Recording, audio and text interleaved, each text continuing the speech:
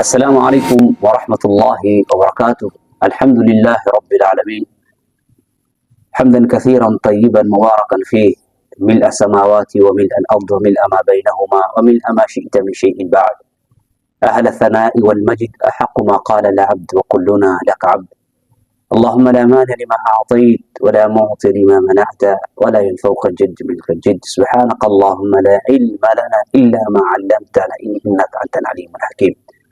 والصلاة والسلام الأتمان الأكملان على رسول الله صلى الله عليه وسلم محمد وعلى آله وأصحابه ومن اهتدى بسنته بإحسان إلى يوم الدين. أما بعد، ndugu zangu Waislamu, ni katika taratibu zetu za mara kwa mara katika siku takatifu ya Ijumaa tunachukua nafasi na fursa ya kuweza kuelimishana na kuelekezana katika Uislamu aliotuachia mtume wetu Muhammad sallallahu alayhi wasallam, tukitoa nasaha za dakika 10 ama 15.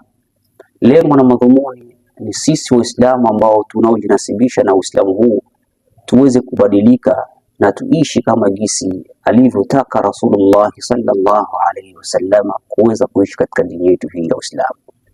Ni mtumishi wa Mungu tena kwa mara nyingine, jeshi la mtu mmoja, Imam Yahya, katika jiji letu hili la Durban, chini ya taasisi yetu ya Harakati Muslim Beria Service na TV yetu iliyopendwa ya Harakati Muslim Beria Service, TV ambayo inayopeperushia mawaidha na vipindi vya maziko au mazishi ya ndugu zetu. Lengo na mazumuni watu waliobaki katika nchi zetu waweze kuhudhuria na kutizama yapi ambayo yanajiri katika ndugu zetu katika mji huu wa South Africa. Ndugu zangu Waislamu, leo tarehe 5 za mwezi wa 12 mwaka wa 2025, tukimalizia kabisa mwaka huu sawa na tarehe 15 za Jumada Thani, tukiendelea ama tukielekea kuingia katika mwezi mtukufu wa Rajab. Leo insha Allah katika nasaha zetu, katika ukumbusho wetu, tutapenda kukumbushana kunako swala la salamu. Hili swala ndugu zangu limekuwa ni ngumzo na limekuwa ni swala la mjuano na limekuwa ni swala la kuogopa kwa mtu kumpa mwenzake salamu. Bimaana limechukuliwa picha ambayo kiburi kimeingia baina yetu, na ni swala ambalo mtume wetu Muhammad sallallahu aliwaambia masahaba zake, ala unabbiukum shay idha fa'altumuhu tahabbtum. Rasulullah sallallahu anawaambia masahaba zake, je, niwaambieni kitu ambacho mkikitenda ama mkikifanya tahabbtum, mtapendana? Masahaba wakainua vichwa vyao, wakatenga masikio yao kuweza kusikiliza ni lipi ambalo analotuhusia Rasulullah sallallahu alaihi wasallam na kuongeza mapenzi. Akasema, bala ya Rasulullah, tuambie ewe mtume wake Allah subhanahu wa ta'ala. Akasema, afshu salam bainakum, izagazeni salam baina yenu, toleaneni salam baina yenu. Ndugu zangu Waislamu, salam ni amani kutoka kwa Allah subhanahu wa ta'ala. Salamun qawlun min rabbir rahim. Ndugu zangu Waislamu, salamu ni kauli yake Allah subhanahu wa ta'ala ambayo mnakuja kumtakia mwenzako rehema, swala ambalo lililotoweka katika mjitama wa Kiislamu, swala ambalo linakwenda katika mjuano. Hauwezi ukamtolea mtu salamu mpaka uwe umemjua, japokuwa atakuwa amevaa amejinasibisha na Uislamu, lakini kwa sababu sio taifa lako, kwa sababu sio mtu wako, kwa sababu sio ngazi yako labda ya kipato cha ulimwengu, hauwezi ukamtolea salamu ndugu yako. Licha ya kutoa salamu, ndugu zangu Waislamu, kutoa salamu ni sunna, lakini kuipokea salamu ni wajib. Pale ndugu yako atakapokutolea salamu, kwako wewe ambao unaotolewa salamu ni wajib kuweza kupokea salamu ukisema wa alaikumus salam wa rahmatullahi wa barakatuh au wa alaikas salam wa rahmatullahi wa barakatuh, swala ambalo linatoweka siku baada ya siku na inakuwa ni gumzo, linakuwa ni watu kabila fulani ama nature ama stage ya watu.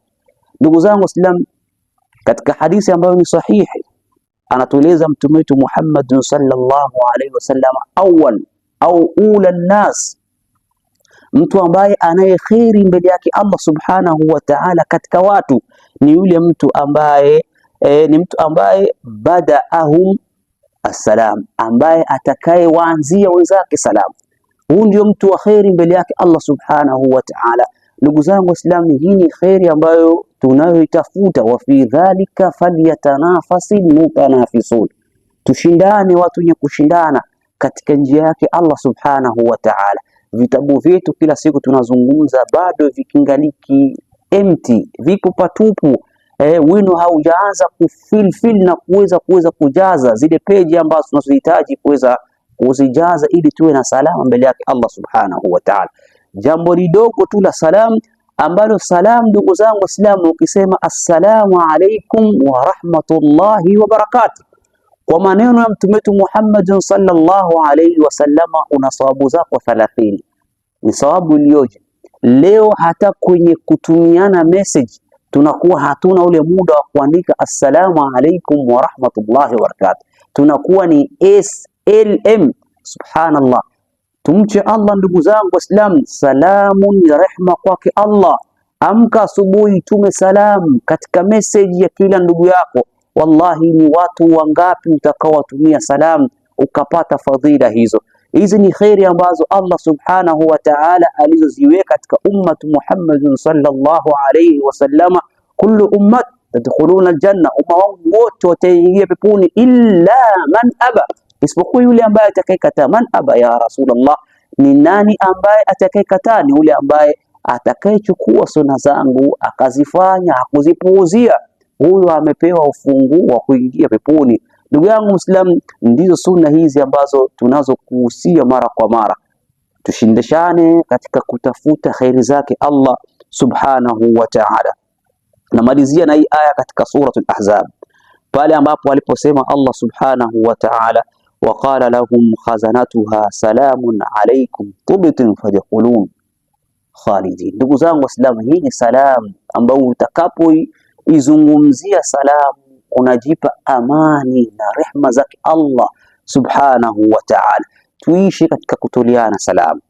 Na kuna hadithi nyingine ambayo anatueleza Mtume wetu Muhammad sallama, atakayekaa siku 3 na mwenzake hawatoleani salamu, huyo mtu ni haramu kuingia kwa pepo yake Allah subhanahu wa ta'ala. Huo ni ubora wa salamu. Ndugu yangu Muislamu, ndio faida yetu ya leo katika siku takatifu ya Juma. Afshu salam bainakum, tutoleane, tuizagaze salamu baina yetu. Na mimi ninawatolea ni salamu. Assalamu alaikum wa rahmatullahi wa barakatuh.